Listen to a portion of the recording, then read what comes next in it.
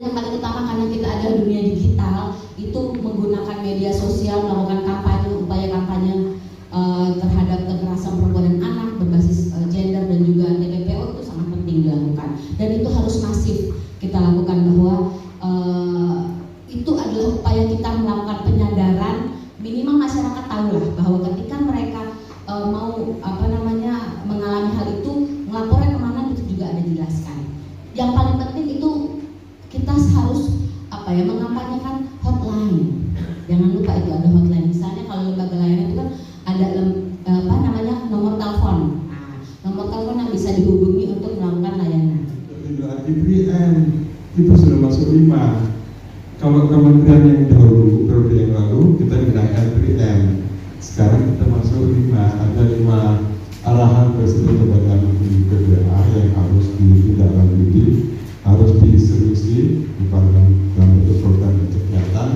Yang pertama, peningkatan pemberdayaan perempuan dan perusahaan, ini sama, waktu pilihan juga ada. Lalu yang kedua, peningkatan peran ibu dalam pendidikan anak, ini yang baru. Kemudian penurunan kekerasan terhadap perempuan dan anak, sama dengan PM. Dan penurunan pekerjaan anak, sama dengan PM. Dan yang terakhir, pencegahan perkawinan anak. Ternyata di hampir semua kabupaten, hampir semua provinsi, kawin usia anak itu sangat tinggi sekali, ya. Sangat tinggi sekali, padahal kan tidak terlalu bagus ya ketika seseorang itu masih dalam usia anak. Kebetulan anak di sini maksudnya adalah mereka berusia kurang dari 18 tahun. Ketika menikah, potensi untuk bayinya meninggal, potensi karena tidak sesuainya antara panggul dan dengan keluarga bayi. Terus kemudian potensi BDRL, potensi stunting dan sebagainya yang jelas tidak bagus. Oleh karena itu diperjuangkan oleh aktivis perempuan untuk menjadi 21 tahun. Tapi sekarang masih menjadi masalah. Kebetulan ada dari pengadilan agama, dispensasi kawin itu juga cukup tinggi gitu. Karena dasarnya adalah kasihan dia sudah hamil dan sebagainya. Nah, ini menjadi suatu masalah. Jadi akhirnya apa yang diperjuangkan dulu 21 tahun ini juga akhirnya menjadi PR kita. Karena yang mencari dispensasi kawin itu sangat tinggi sekali.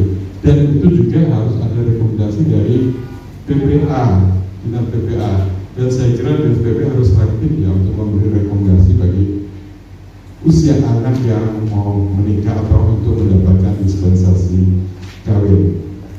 Yang berikutnya, nah sebenarnya kita itu mengandung paham zero tolerance kekerasan, jadi nol kekerasan terhadap perempuan. Tapi keadaannya sampai sekarang masih cukup besar ya. Dan artian satu hari itu ada 3, entah itu perempuan, entah itu anak yang mengalami kekerasan. Dan melonjak, angka ini melonjak pada saat COVID. Nah, pada saat COVID itu angka kekerasan yang melonjak, angka perdagangan orangnya tidak melonjak, jadi hampir masalah-masalah yang terkait dengan harmonisasi keluarga, perceraiannya juga melonjak. Ini menjadi masalah semua pada saat COVID. Mudah-mudahan tahun-tahun berikutnya mungkin sudah tidak lagi ya, karena sudah agak melandai COVID-nya.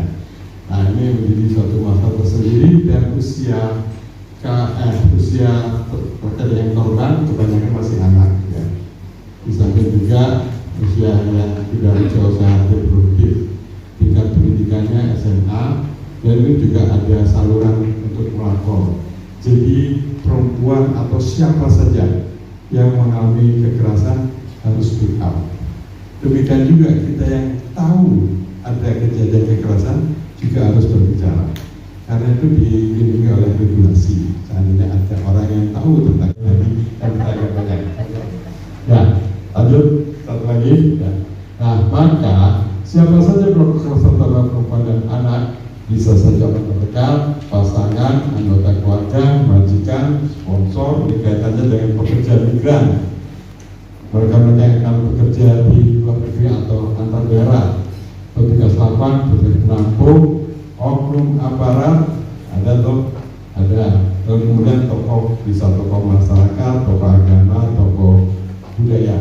Jadi akhirnya kita berpikir semua dari kita itu sebenarnya berpotensi untuk menjadi pelaku dan juga berpotensi untuk menjadi ruang aman bagi kita itu semakin sempit ya kalau menurut saya. Oleh karena itu perlu satu upaya-upaya penyadaran kita bahwa tidak boleh melakukan kekerasan. Melakukan kekerasan adalah tindak pelanggaran hak asasi manusia. Karena siapapun juga tidak boleh menyentuh. Dalam perempuan adalah hak politik tubuh perempuan. Tubuh ini milik saya, negara pun harusnya tidak boleh mengintervensi. Jadi saya ingat sekali pada waktu kecil ada banyak abri masuk desa, kemudian para perempuannya digiring ke kepala desa, dipasangin implan. Dan itu juga tidak boleh seperti itu. Karena harusnya kan komunikasikan dahulu bersedia atau tidak. Kalau pemaksaan seperti itu tidak boleh. Itu adalah salah satu pelanggaran hak asasi manusia atau pelanggaran yang kita sebut dengan kekerasan. Di mana saja tempat terjadinya kekerasan, di rumah pun itu tidak aman. Ada bapak melakukan kekerasan terhadap anak, ibu melakukan kekerasan terhadap anak, bapak melakukan kekerasan terhadap ibu istrinya atau pasangannya, dan kadang-kadang juga ibu melakukan kekerasan terhadap pasangannya.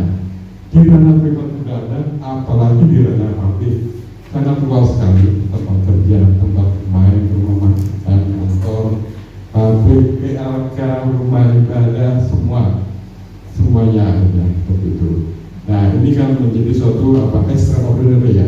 Berarti harus ada suatu upaya yang sangat luar biasa untuk menghentikan tindak kekerasan, berbagai tindak kekerasan.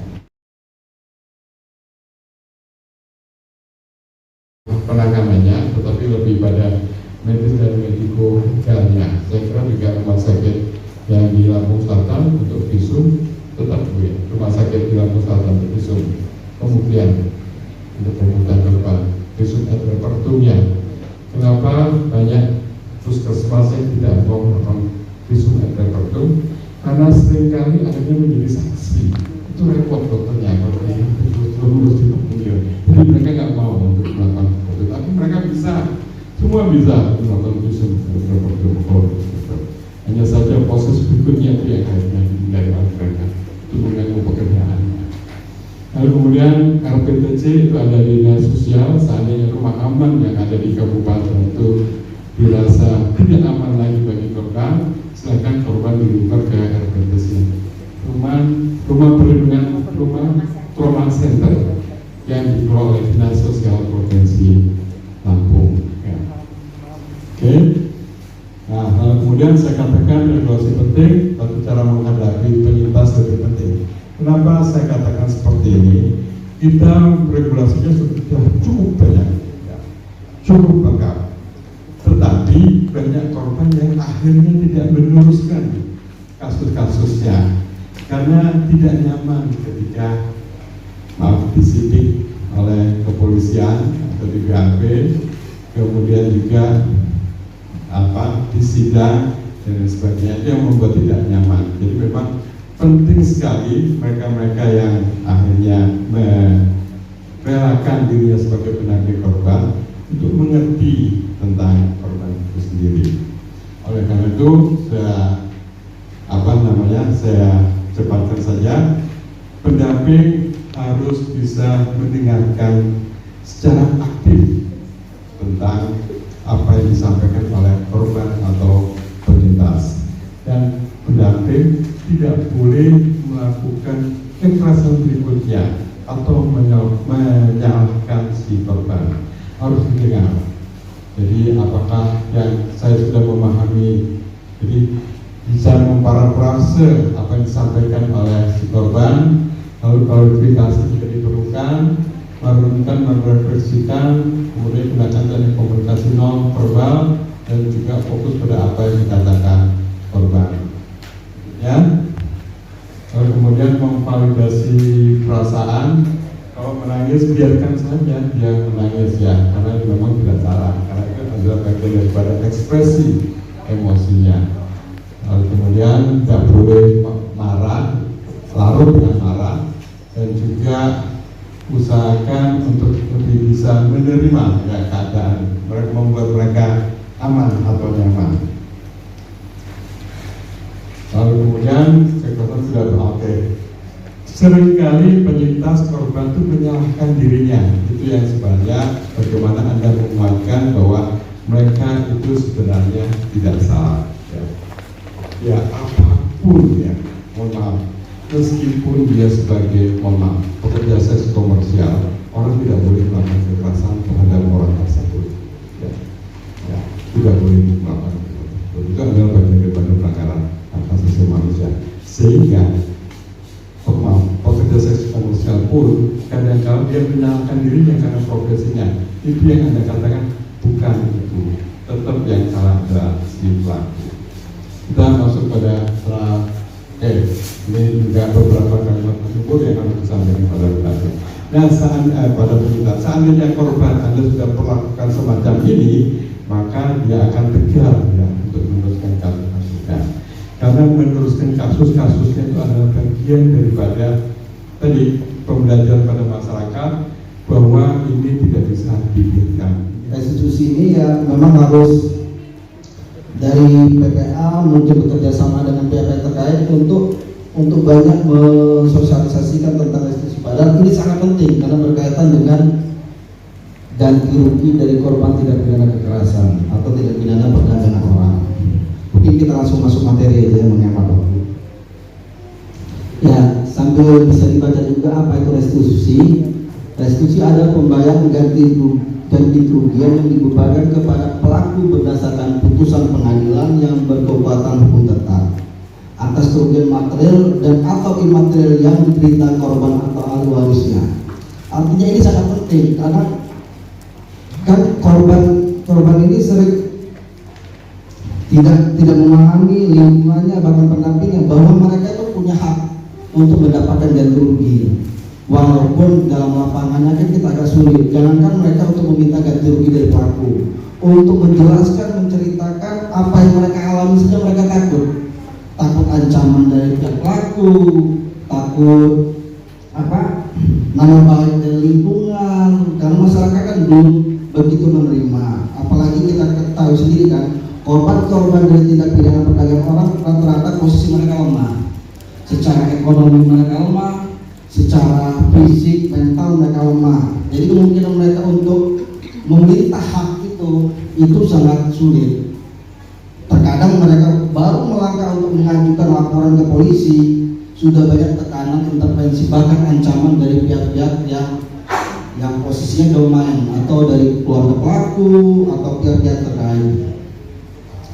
Ya, ini diatur dulu di penjelasan di pasal 48 Undang-Undang tentang mengatur bahwa pada waktu penerimaan laporan terjadi di kasus TPPO, penyidik harus memberitahukan kepada pelapor atau saksi korban TPPO akan haknya untuk mendapat restitusi. Sebenarnya ketika kita melaporkan ke polisi, penyidik tentang perkara atau kasus ini, itu penyidik tuh wajib memberitahu bahwa kalian punya hak untuk mengajukan restitusi.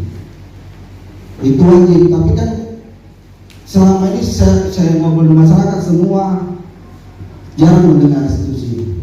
Bahkan untuk mengajukan mendengar saya tidak. Saya rasa itu yang harus ya banyak sosialisasi mungkin. Nah, ganti kerugian dalam restitusi meliputi ada 5: kehilangan kekayaan atau penghasilan, terus kehilangan kekayaan atau penghasilan, penderitaan, biaya untuk tindakan perawatan medis atau psikologis, atau kerugian lainnya. Artinya kan dalam tadi sudah banyak dijelaskan, saya tidak mau mengulang lagi sama Pak Ikram tentang TPPO tadi sudah banyak dijelaskan. Bagaimana kita dieksploitasi secara ekonomi, fisik, tenaga. Nah itu kalau misalnya kita memahami itu ada nilai angka. Bagaimana kita misalnya dipekerjakan selama bertahun-tahun tanpa digaji. Bagaimana kita dijadikan mungkin pekerja komersial seperti apa, itu yang tidak kemudian anak-anak di bawah umur yang dipekerjakan tidak sesuai, bahkan mereka sudah menghilangkan waktu untuk bermain, belajar. Tapi di sana kita tidak melihat bahwa di sana itu ada nilai ekonominya yang kita harus minta ganti rugi melalui restitusi itu. Ya termasuk dengan biaya proses ya, proses dalam semuanya kayak kehilangan harta milik, transportasi dasar dan semuanya. Selama itu kita bisa buktikan, itu bisa diambil. Nah, persoalan kita kan terkadang kita sudah mengajukan, karena mengajukan ini bisa lewat sendiri, bisa lewat lembaga LPSK, nanti dijelaskan juga. Nah, terkadang kita merasa merugikan, tapi kita tidak bisa membuktikan, itu menjadi persoalan. Kayak rugi ini rugi, tapi kita dalam prosesnya kita tidak bisa membuktikan itu. Karena kan dalam konsep hukum itu kan apa yang kita bentuk bisa kita harus membuktikannya. Kita tidak bisa berucapan tentang suatu data, misalnya apa, gaji apa dan segala macamnya. Nah, di ketentuan hukum restitusi ini sebenarnya di Indonesia sudah banyak mengatur. Ada tadi tentang itu Undang-Undang 21/2007 tentang tidak pidana perdagangan orang, ada tentang perlindungan saksi dan korban, termasuk perubahannya.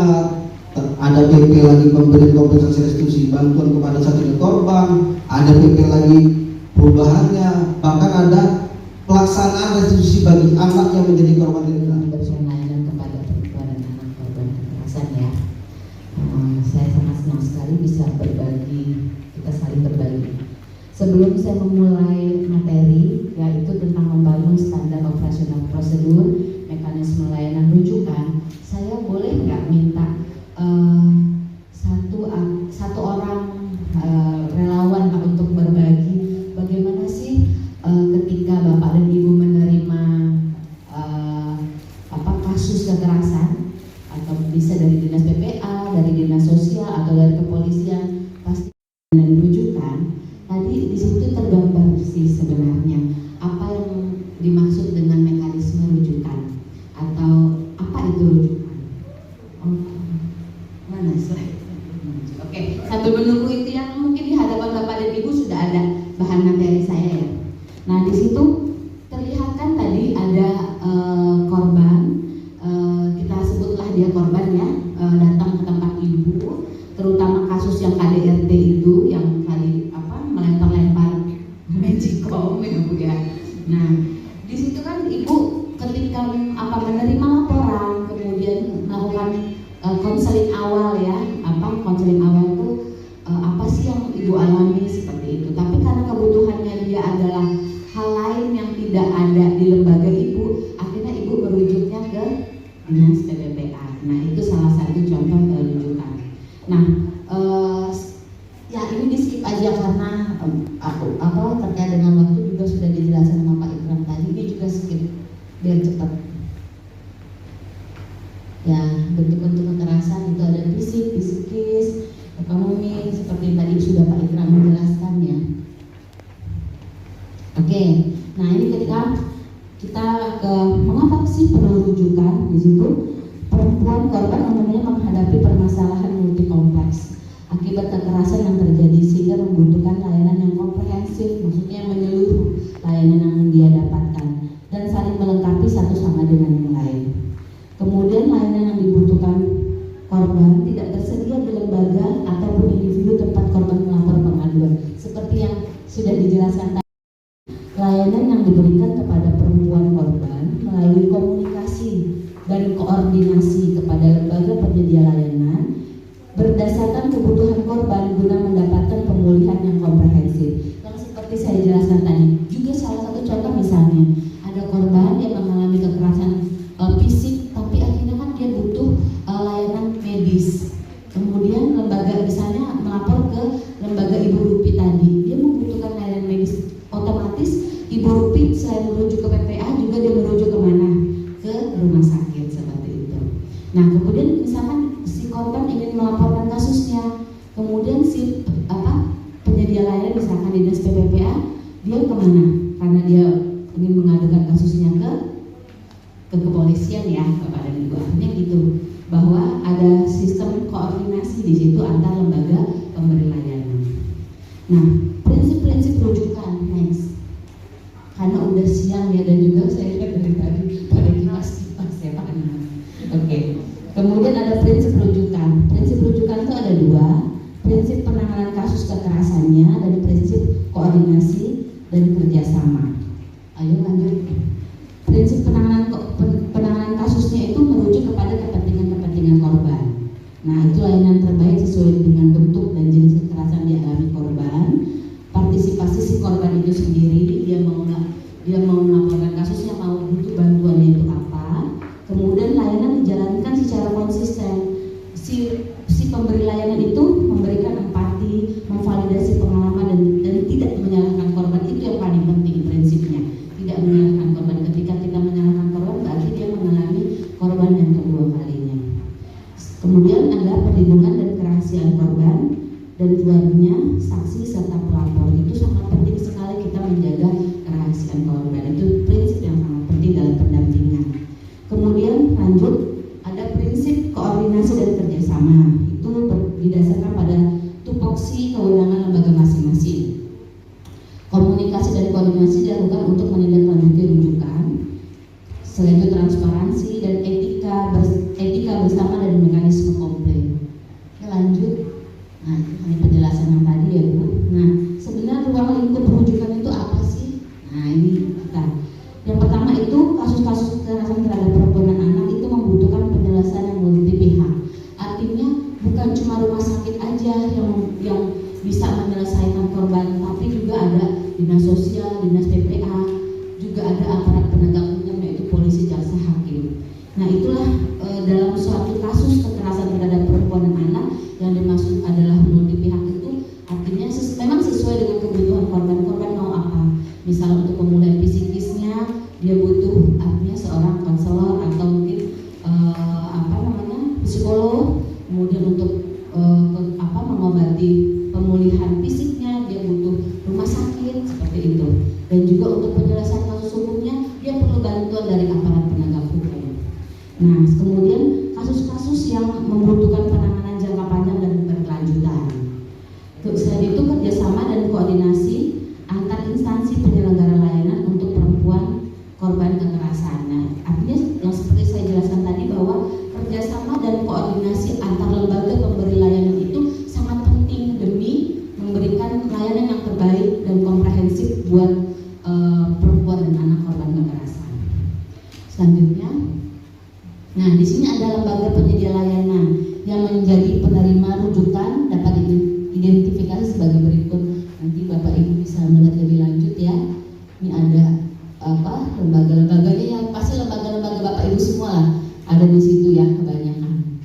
Karena lembaga penyedia layanan. Oke, next. Nah, sebenarnya mengapa sih perlu mekanisme rujukan?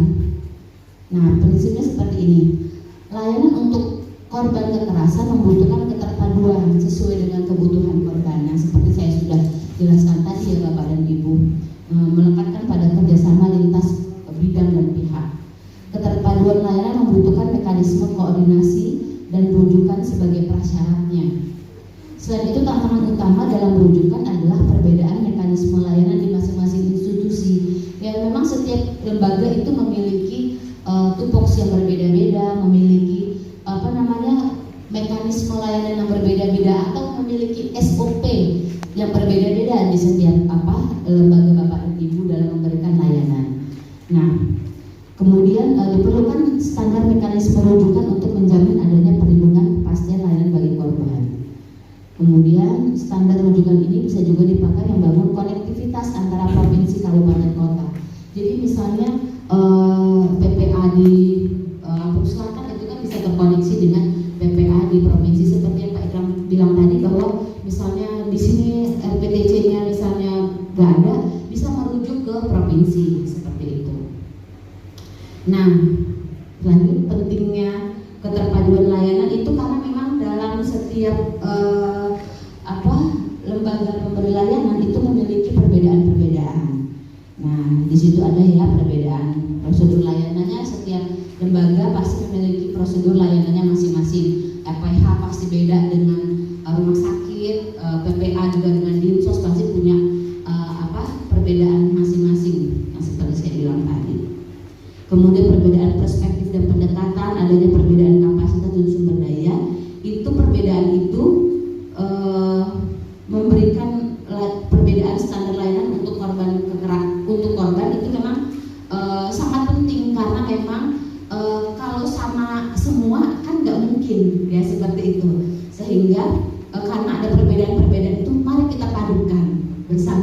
melalui mekanisme koordinasi dalam rujukan itu.